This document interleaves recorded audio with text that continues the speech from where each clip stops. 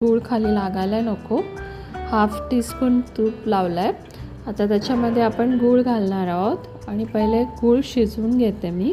थोडासा पातळ झाल्यावर त्याच्यामध्ये आपण खोवलेला खोबरं घालायचं ओलं आणि चांगलं एक 7 मिनटं मिक्स करायचं, शिजवायचं. गूळ आणि खोबरं शिजवायचं.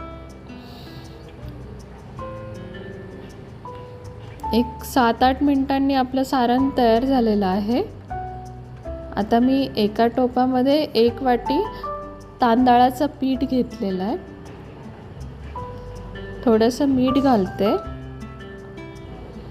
आणि 3/4 एवढं पाणी घालायचं. जास्त पाणी नाही घालायचं. आता हे मिक्स करायचं, चांगलं फेटायचं.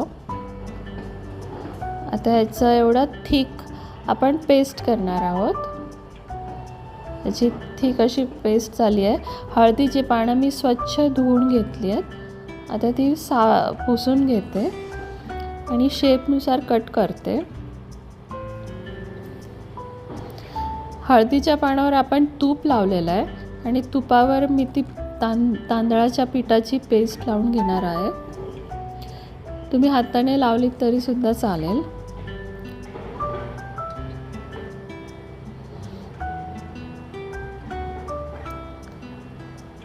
किती छान दिसतं ना, व्हाईट आणि ग्रीन कलर. आता यावर मी मध्ये सारण घालणार आहे. गूळ खोबऱ्याचं सारण आपण मध्ये सेट करायचं.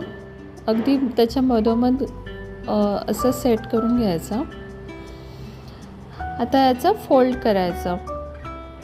करंजीसारखं मी फोल्ड केलेलं आहे. त्याचे काठ चांगले बंद करायचे. काठ ओपन नाही राहिलं पाहिजे आतमध्ये. सो तसं आपण तांदूळ लावायचं. आता मी हे सर्व पातोळ्या बनवून घेतल्यात आणि आपण आता याला स्टीम द्यायची. स्टीमरमध्ये ठेवून दिलेत मी. एक 20 मिनटं मीडियम टू हाय फ्लेमवर आपण त्याला स्टीम दिली आहे. स्टीममधून मी बाहेर काढले.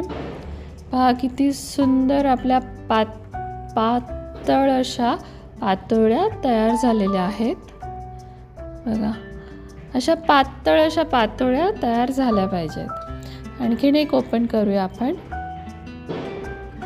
बघा, त्याला पानाचा शेप आलेला आहे.